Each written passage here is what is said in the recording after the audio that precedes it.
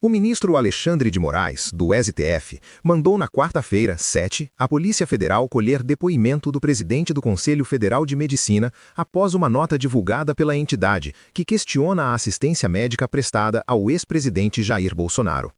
O episódio diz muito mais sobre o estado das instituições do que sobre a nota do Conselho Federal de Medicina. Um ministro do Supremo mandar a Polícia Federal intimar o presidente do CFM porque a entidade ousou levantar dúvidas sobre a assistência médica prestada a Jair Bolsonaro é no mínimo sintomático. Desde quando zelar pela saúde de um cidadão, ainda mais de um ex-presidente da República, virou motivo para a investigação policial?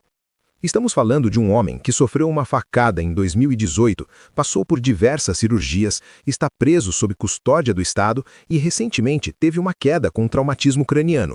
Pode até ser classificado como leve, mas qualquer médico sério sabe que traumatismo craniano nunca é assunto trivial. Questionar se o atendimento foi adequado não é ataque institucional, é dever ético. É exatamente para isso que existe um Conselho de Medicina.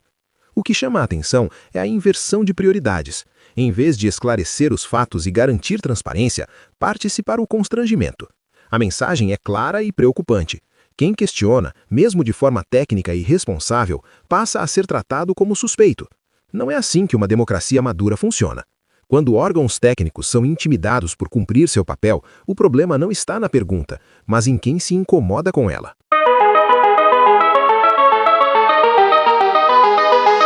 Eu vou avisar logo de cara, se você ainda acha que o que está acontecendo no Brasil é excesso pontual, erro isolado ou coincidência institucional, esse vídeo não é para você.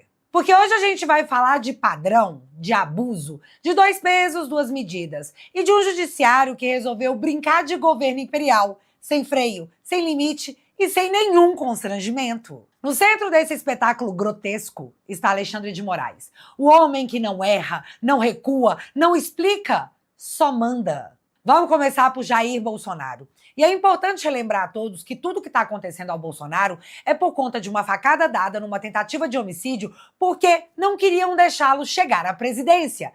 E hoje ele está preso, na minha opinião, pelo mesmo motivo.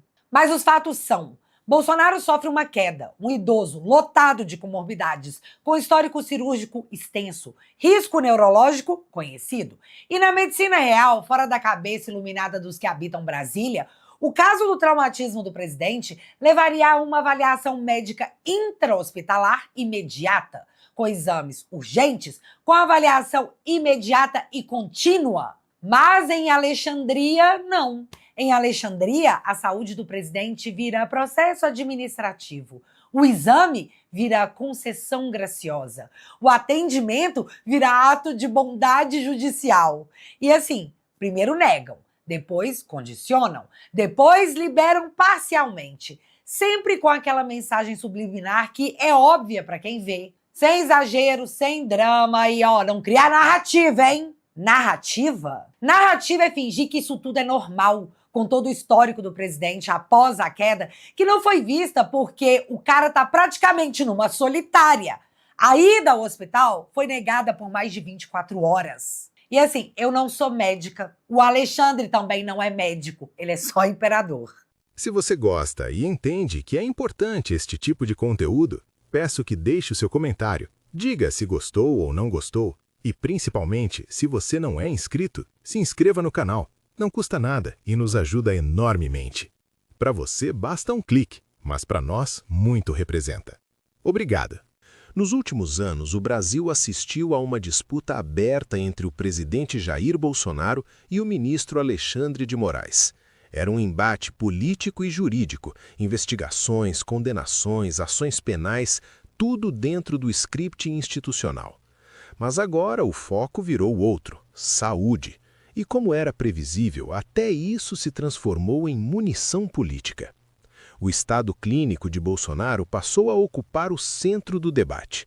O ex-presidente tem histórico de problemas sérios, precisa de monitoramento e tem fundamento para tentar prisão domiciliar por razões médicas. Isso não é nenhum absurdo. Inúmeros presos, conhecidos ou não, já fizeram pedidos semelhantes. Muitos foram negados, outros aceitos. A regra é simples. Cabe à Justiça e ao corpo médico do sistema prisional avaliar tecnicamente se existe risco real à vida ou agravamento do quadro clínico. Se houver, domiciliar. Se não houver, prisão. Fim. Só que aí entra o fator político, e entra pesado, pois sabemos que o ambiente, como quase sempre no Brasil, não é neutro. Vemos exemplos recentes que mostram que decisões desse tipo nunca acontecem no vácuo. O ex-presidente Fernando Collor, por exemplo, foi enviado para prisão domiciliar humanitária por causa de apneia e bipolaridade. Da mesma forma, o próprio ministro Alexandre de Moraes concedeu prisão domiciliar ao deputado Chiquinho Brazão, acusado nada menos que de mandar executar Marielle Franco. Brazão está em casa, Bolsonaro, não. É coincidência? É critério? É seletividade? Cada um interpreta como quiser, mas o contraste é inevitável.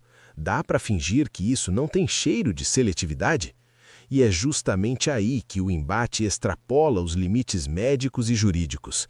A questão da saúde de Bolsonaro virou parte da guerra política. De um lado, o bolsonarismo denunciando um tratamento hostil do judiciário.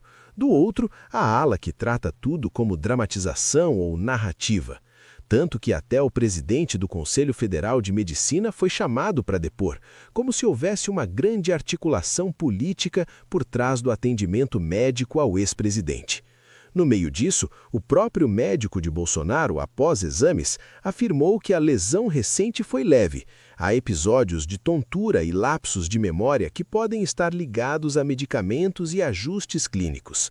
O fato, que deveria restringir-se unicamente ao debate técnico, foi atropelado, e isso leva a crer que, sob o sugestivo e convincente rótulo de procedimentos legais, é inegável que estão escondidos sentimentos de vingança, injustiça e tortura.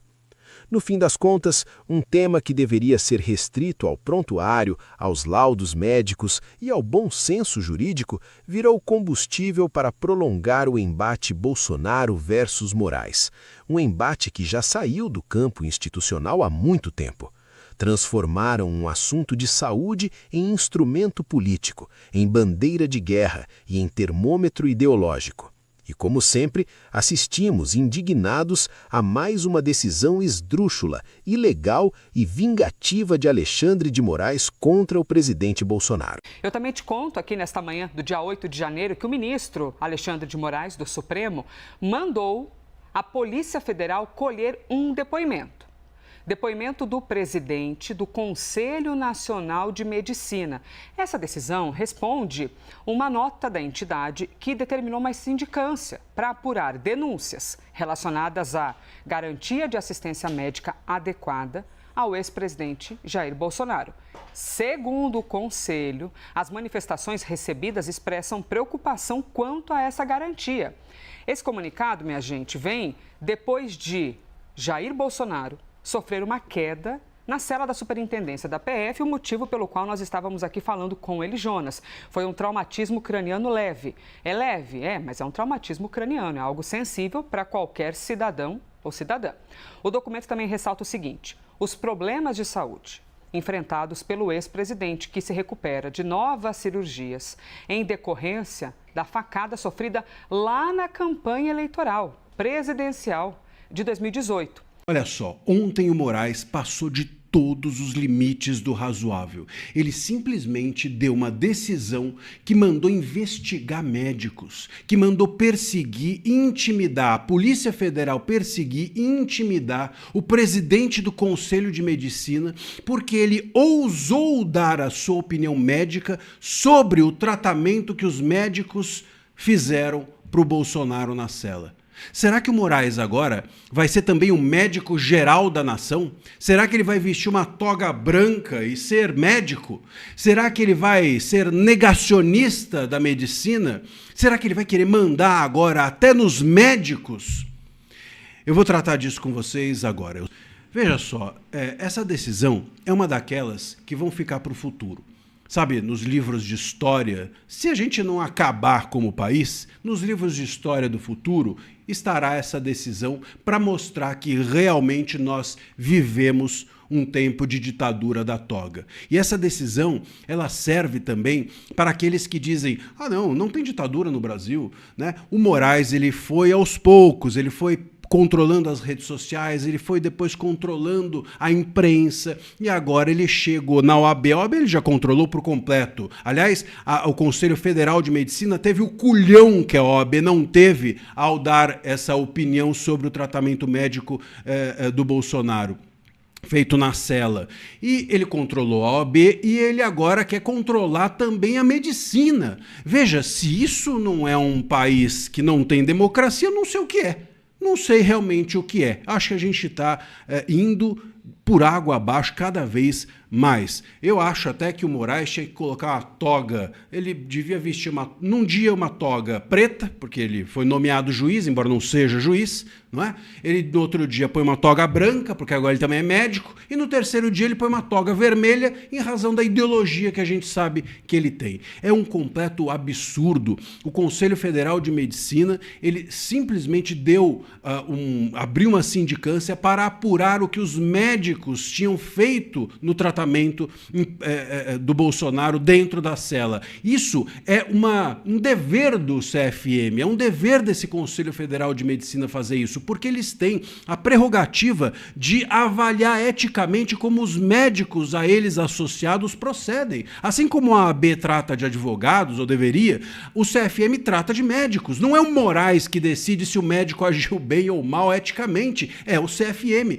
E o Moraes foi lá simplesmente e cancelou a possibilidade, anulou a sindicância que o CFM tinha aberto e ainda mandou a Polícia Federal intimar para ouvir o presidente do CFM a respeito disso. Isso o Moraes usurpa a função do CFM, usurpa a função dos médicos, faz isso de ofício sem pedido de ninguém e abusa da sua autoridade, abusa do seu poder de forma ilegal, de forma inconstitucional, de forma vergonhosa. Onde que o Moraes vai parar? Ou onde que nós vamos parar com o Moraes dessa forma? Quem vai parar o Moraes? Não vai ser o direito, não vai ser o STF, não serão os seus colegas ministros. Ou é o Congresso e as ruas, ou não será ninguém. E confesso para vocês, não quero ser pessimista, mas eu apostaria em ninguém.